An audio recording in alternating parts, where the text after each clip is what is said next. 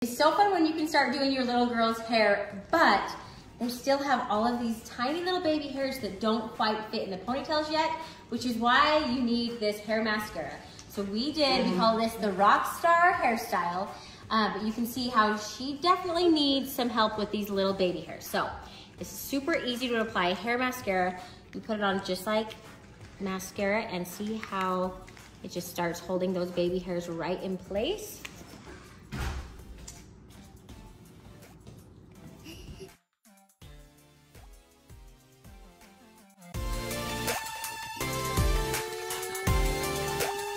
So much better, so much different with a little hair mascara right on her little baby hairs.